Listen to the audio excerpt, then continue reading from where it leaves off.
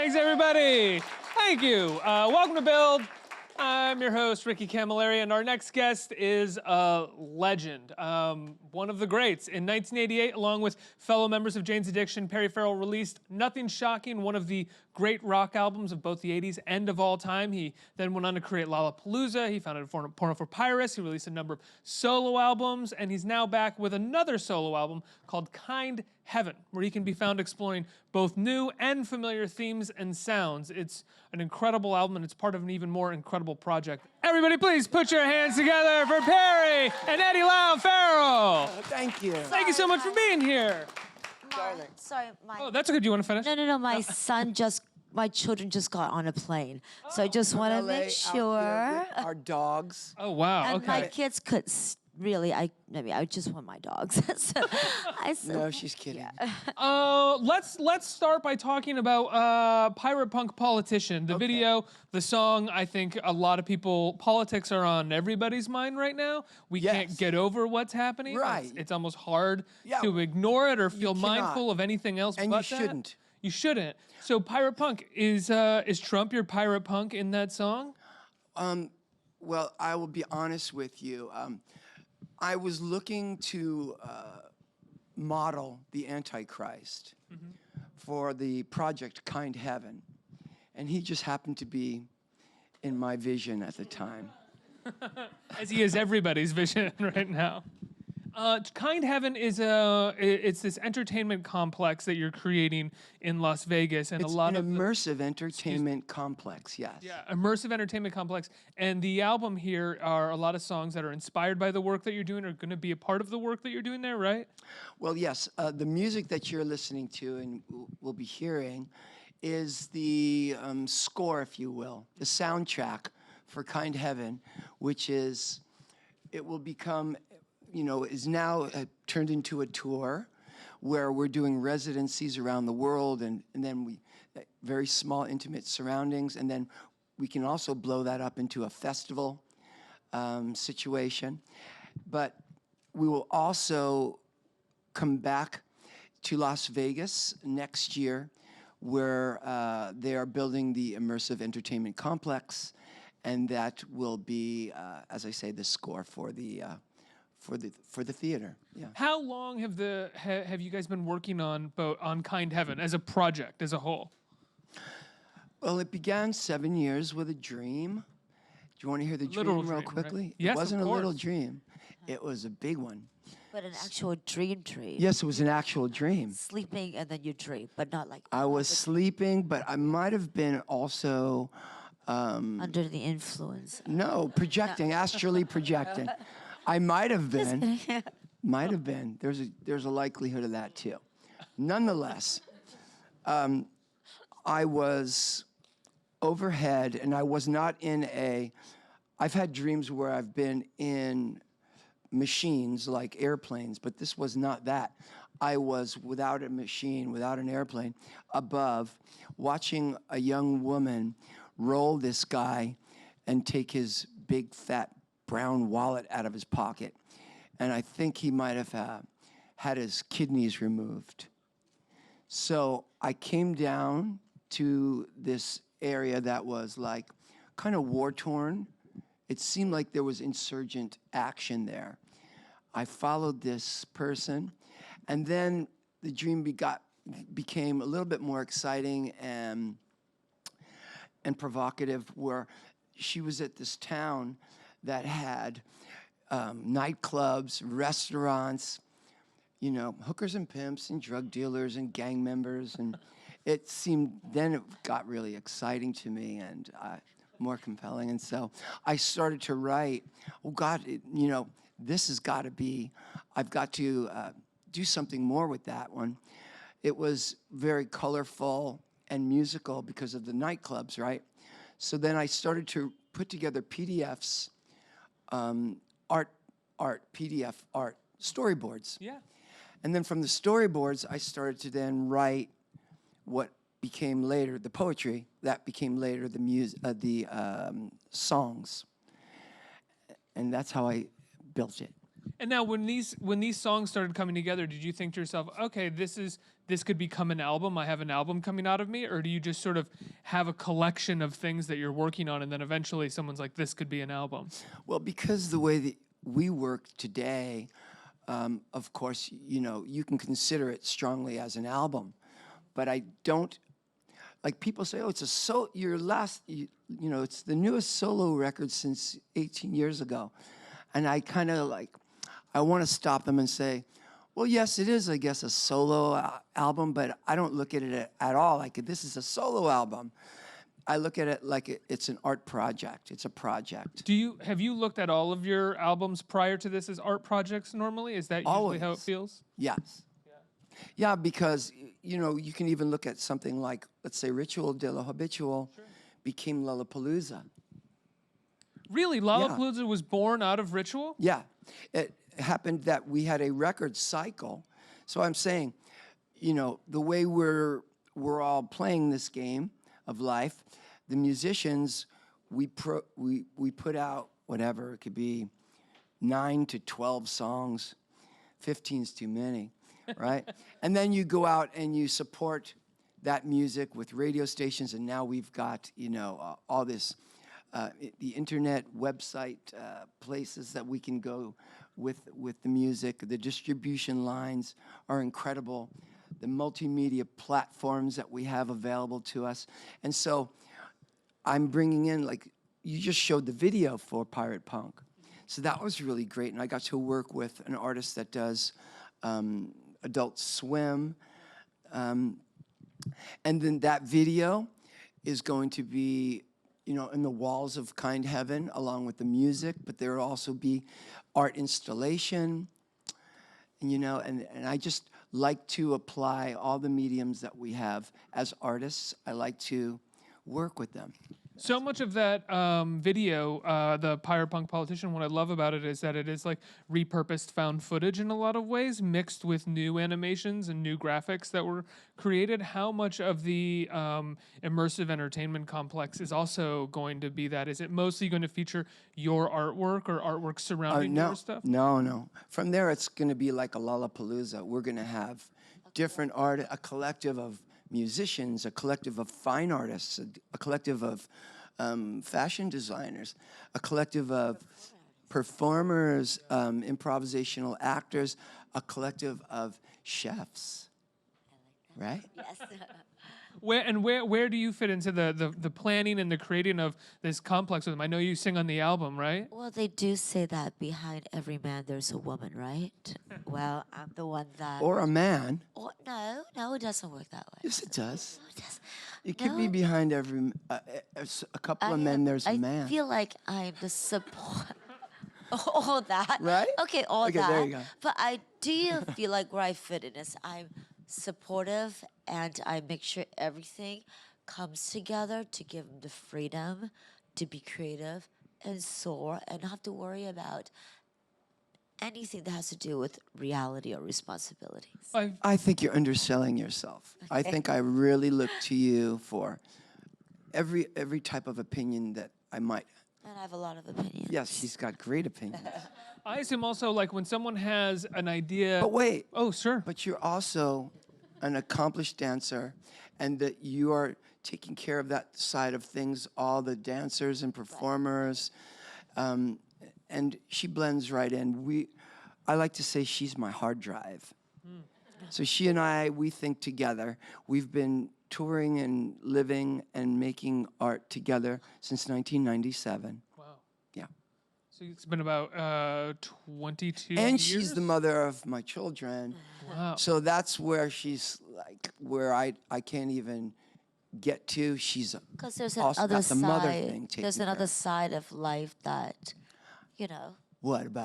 that needs to be organized and planned. You know, that you're not and she quite does, aware and of. She does. And I feel like also if someone comes to you with an idea, your partner comes to you with an idea for an immersive entertainment complex, you have to know when to say certain things and how much to take seriously and how much not to take seriously, Yes. especially when someone is in the early stages of a very big idea like that. Right. So I think with Perry, if you how. Well. Let's be honest here. How Sure, things there are work. ideas. No. Well, Take a moment, though.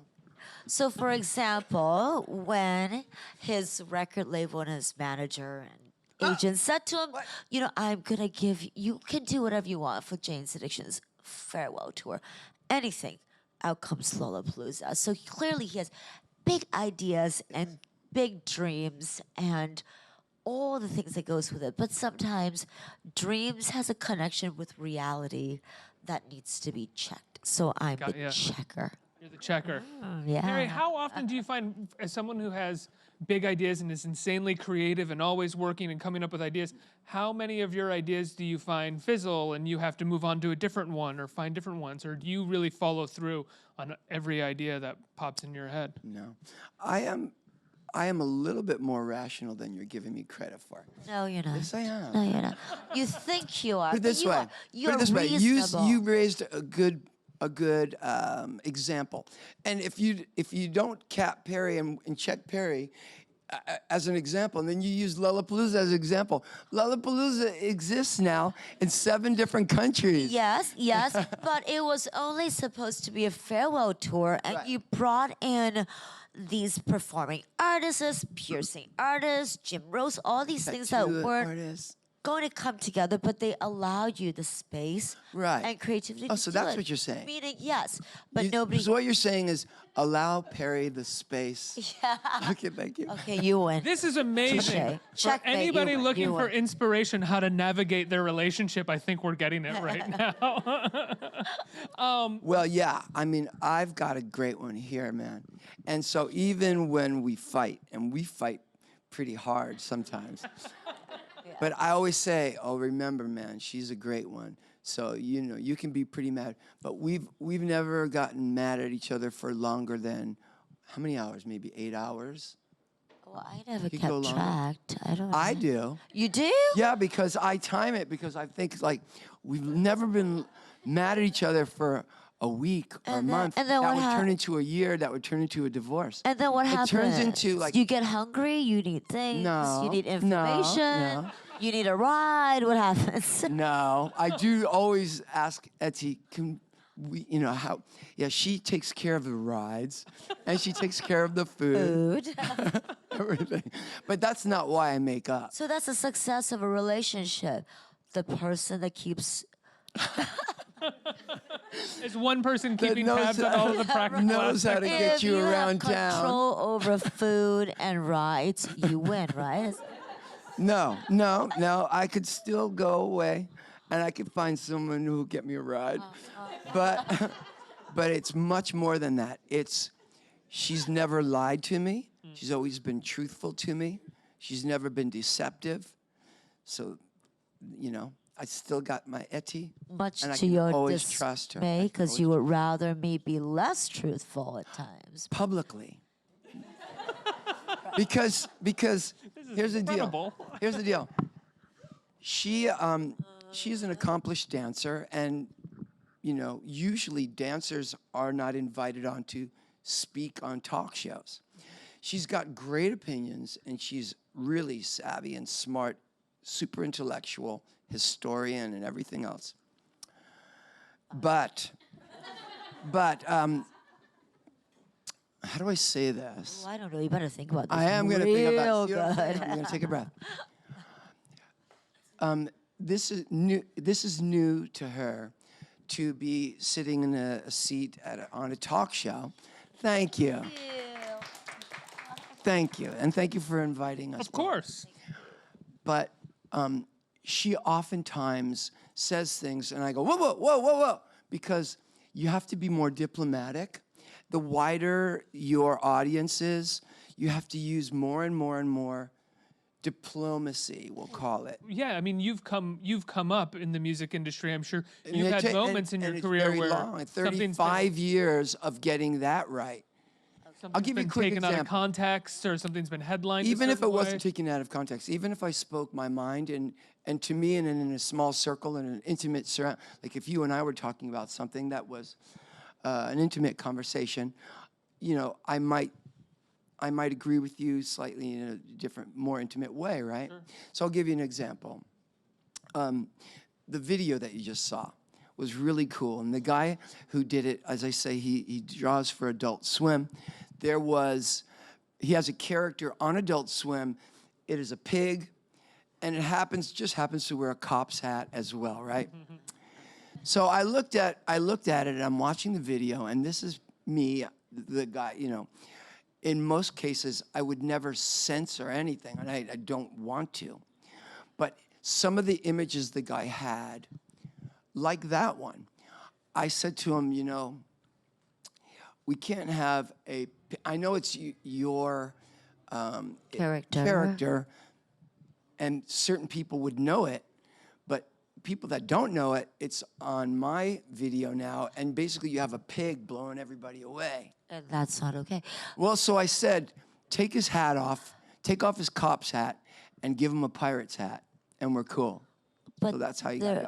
But there's you have to be aware that, you know, you're looking at a really big audience, and even though it might be funny to us here in the small circle, it grows out, and there are other people that you have to consider might not be up to speed. But there's a difference between censorship and being respectful to other people. I think there's a fine line, right? Because I think that image is disrespectful, but it's not necessarily you're censoring yourself, but you're saying it is disrespectful to I'm accounting for everybody that's going to see it, and the people and the cops in Chicago when they see me.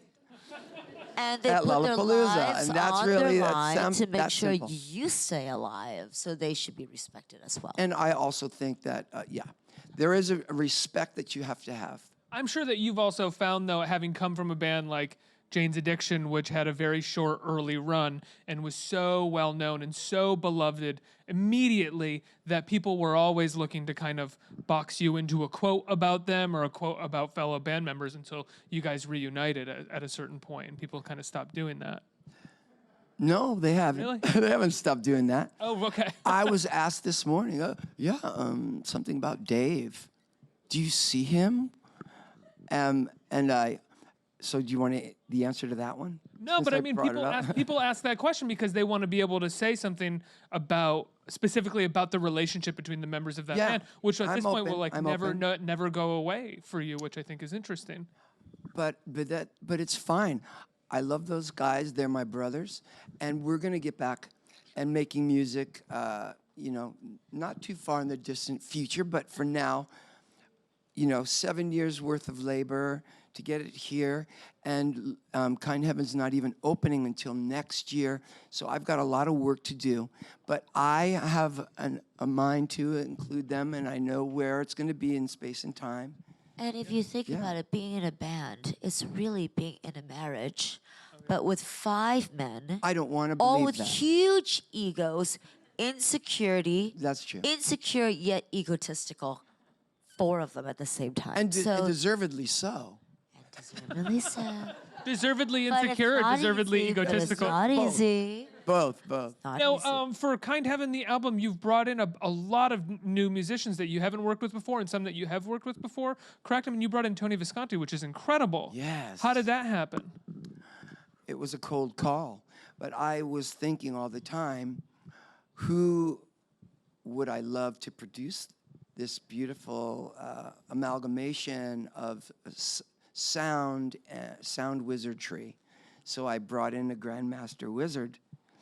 That was Tony Visconti, because absolutely sweetheart? Well, Bowie passed, so he was Bowie free. passed, and that was one thing. But yes, because I probably wouldn't have reached out, because I wouldn't want to grab something from somebody. But you guys were doing a Bowie tribute together. That's right. That's how I met him. So I came here to New York City to sing at Carnegie Hall and Radio City. And Tony was the musical director. Right. And you know what? And because he David produced all of Bowie's albums forever, basically, right? Yes. And David was supposed to be there, and then David died while we were in rehearsals, just before we were to be there. I was I have to say, very nervous to see Tony Visconti when I came up for my first sound check. And he was looking at me. And I didn't know what he thought about me, You know those English.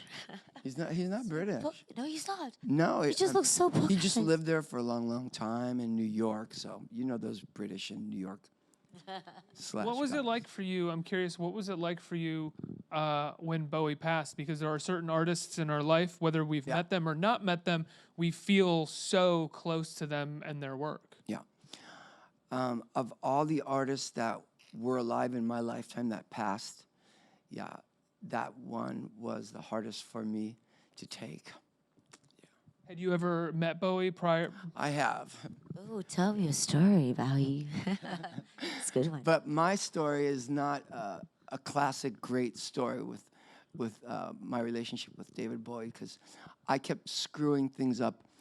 I'll give you an example.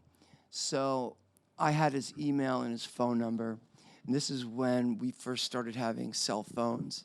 So I had a BlackBerry. I don't know what he had, but anyway, I lost my phone, as you do, and it got picked up by somebody who started calling him. Yo, David, what's up? And it was my number. So he was like, And then he quickly got an email from David that said, yeah, what did it say? please don't call me again. Oh, yeah. So, Stop calling me, Perry. yeah. So then I had to explain it wasn't me. And then we got back on track. And then I did something really stupid. You guys might appreciate this or relate to this. So then, and this is back in the days of the early internet, right? So somebody sent me something. They are poisoning this river in Canada. The fish are dying. Please help me, Perry, right? And I got it. And you know, I'm a kind of a do-gooder guy, right, at times. So I'm like, I am going to help him. This is horrible. And I'm going to ask David if he will help me too, right? So I email him, but I didn't take off. Oh, you didn't blind CC. I didn't blind CC him. So everybody got his email. So again, he hits me up opening and David goes, Bowie up to Perry, strangers. Second What are you time from doing Perry, to and the second time from David, Perry, Yeah. please do delete not, me. yeah, take it off my email. Just stop. And isn't Delete that me. terrible? So now I thought, like, no, I'm gonna get this thing right. I'm gonna do the tribute, and we're gonna hang out now. It's gonna be great. I've met, you know, we met other times, but I really felt like, man, this is it. And then he passed. So I ended up being kind of a knucklehead. When you get I someone, wish I were cooler than that, but it's not the case.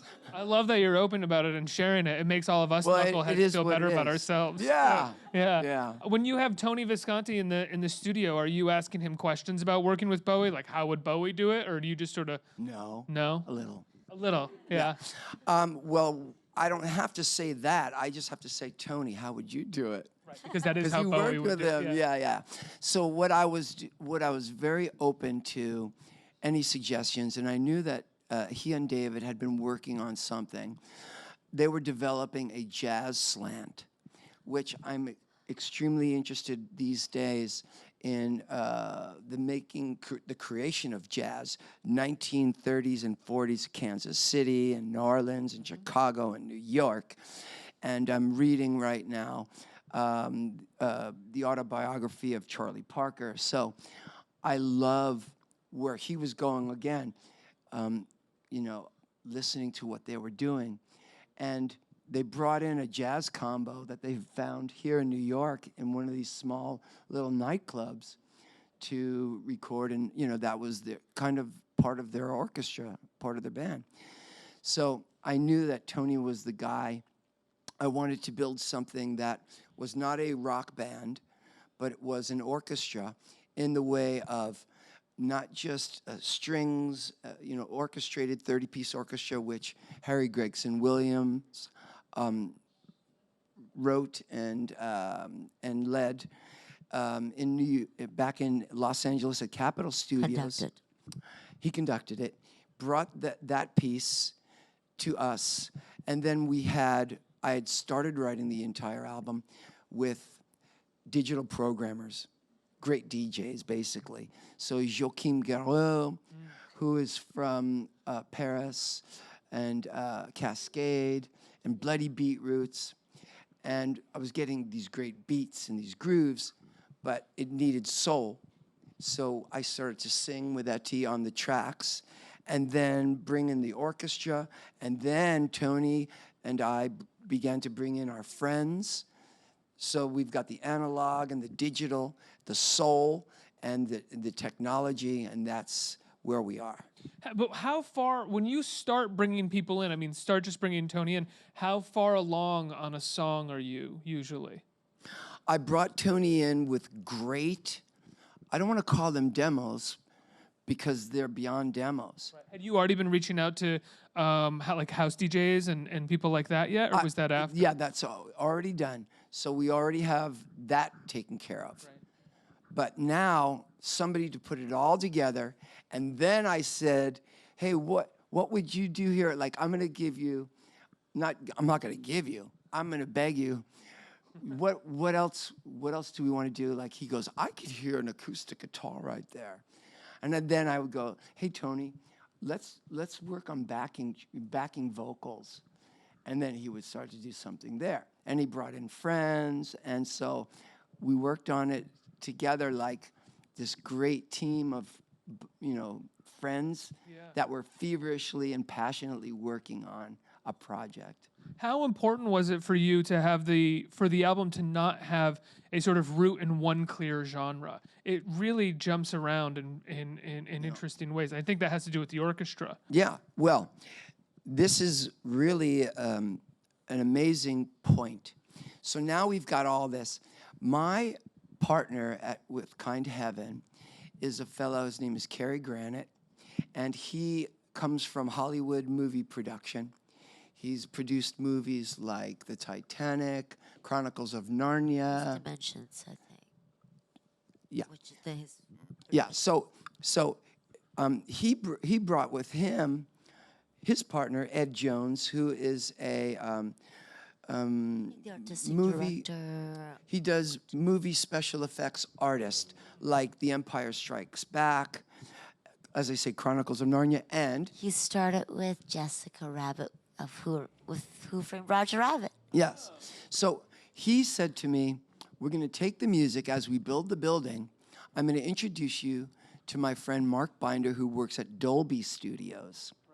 Now, Dolby Studios is basically when you're in a movie theater, you're listening to Dolby surround sound, and the software that the score mixer uses, it's called Atmos Sound 7.2 we're up to right now. You're in the movie theater, you're watching with an array of speakers around you and above you, and soon they'll be in your chair and everything else.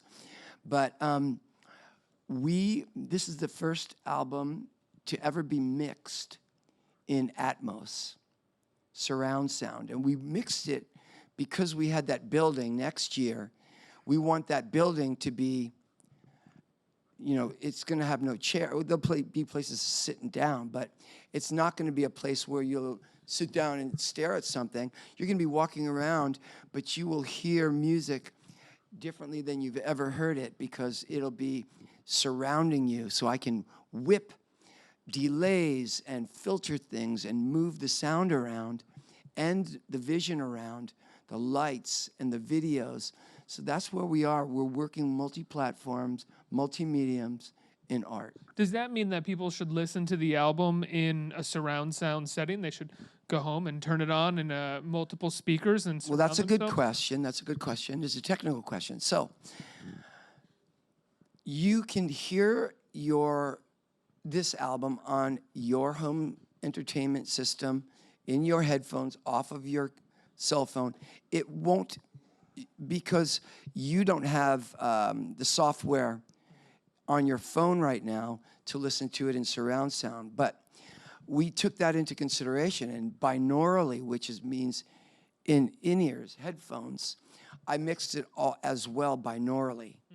So it's mixed three ways. It's mixed stereo, it's mixed binaurally for headphones, and it's mixed for Atmos, where if you were to go into a building that had Atmos sound, movie theaters is the first place. But I know you're not going to, right now, to be honest, I am 5 years ahead of the curve, but I'll cut that down. We're actually 2 years ahead of the curve. In 2 years' time, the speakers that we have now in our houses are going to start to receive information from Atmos software so that in your house, you'll hear things in surround sound, but you don't have them right now, right? But in the next 2 years, speaker companies are going to start to install it in homes. And there you go. Did you want to say something, sweetheart? Oh, no, I was kidding. No. Okay. We have a question coming in from Twitter. It's, hey guys, how much of a hand do you have in booking artists for Lollapalooza? Well, I have a fantastic team that actually knows more about the extensiveness of who's out on the street, who is currently climbing the charts. Who's in a touring cycle. Yes, who's and in all touring cycles. However, What's the however? well, no, however, it's not entirely up to them because you No, it do isn't. get Well, I do get to voice my opinion, my concerns, but I know that they do an incredible job. I'm very proud of them. I allow them, more like I need them, right? But my aspirations for Lollapalooza, where I'm driving the future of it, is in the locations. And I'm keeping the ideology and the intent of it. It comes from the heart. It's about spreading the universal message of music around the world and the effects of that. So that's, in a nutshell, what I do. What has it been Best. like to watch the genres of Lollapalooza or that appear at Lollapalooza change over the years as genre and music has kind of changed and everybody likes everything? When Lollapalooza Right. first started, you liked alternative, that's what you liked, or you liked this and that's what you liked. But now But I liked more, but again, assessing the situation, it was a much different world back then. In 1990, artists like more, but MTV and everybody categorized a lot more. I right. think. Well, so let me see how to answer this.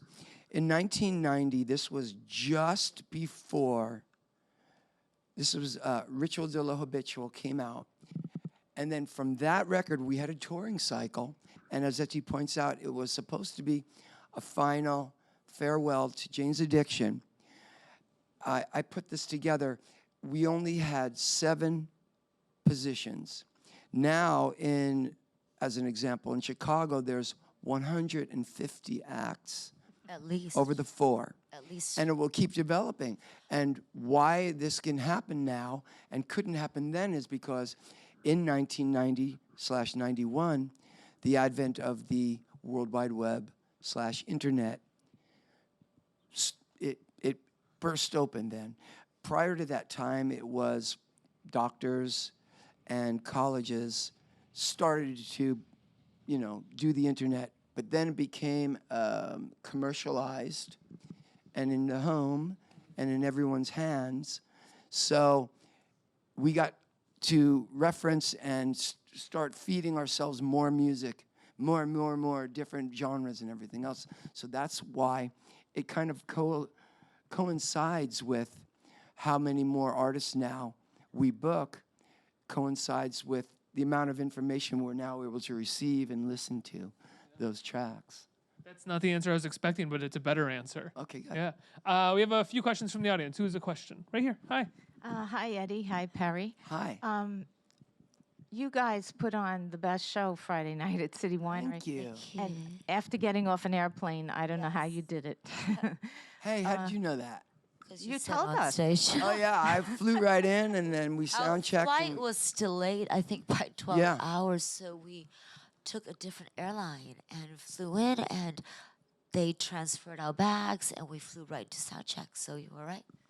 And I'm seeing you tomorrow night also. Great. And my question is, did you have a part in the creative development of such a beautiful, elaborate stage set that you had for City Winery? Yeah, it's an ongoing process. Ever evolving. And so did So, Etty. but- Etty also, along with Kevin Stay. What I love about this project now is, you know, Etty danced with Jane's Addiction. She sang and danced with Satellite Party. But now we're in a position where, you know, we have this building. And so her and her dear old friend, good old pal, Kevin Stay, who's danced with everybody from Madonna, I mean, Whitney Houston. it's everyone, He everyone. is- He's our artistic hot, director. incredible dancer, vocalist, and he's getting us deals on clothing and everything else, like he's in the fashion world.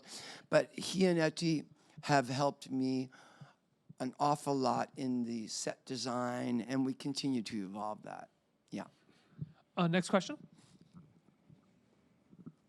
Hey guys. Hi. Hi. So what would you guys each say is the greatest thing you've learned from each other from collaborating over the years? Wow, okay.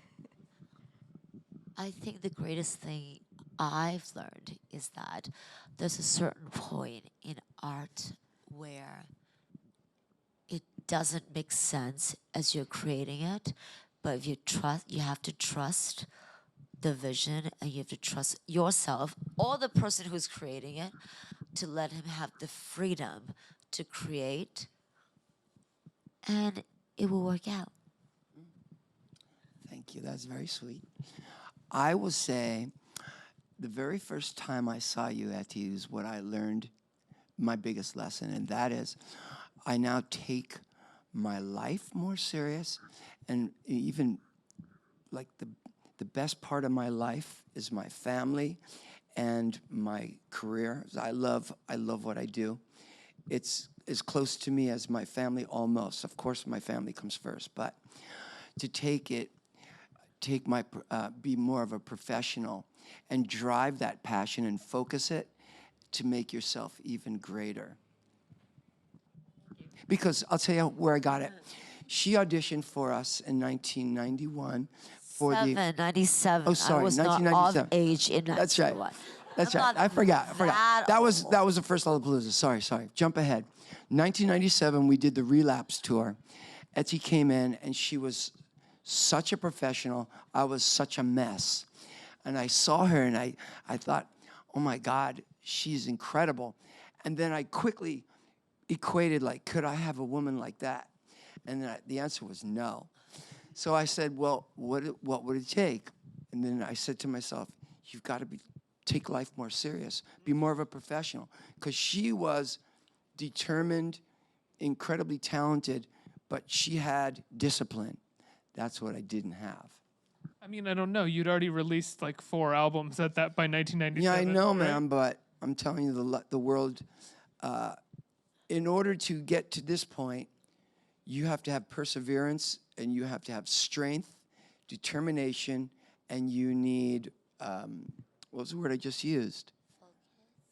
No, A discipline. wonderful woman by your side. Discipline. Guys, congratulations on Kind Heaven. I love the album. I can't wait for the immersive entertainment experience, or complex, excuse me, immersive entertainment complex in Vegas. It sounds incredible. Thank you. Everybody, please give it up for Etty and Perry Farrell. Let's hear it. Thank you.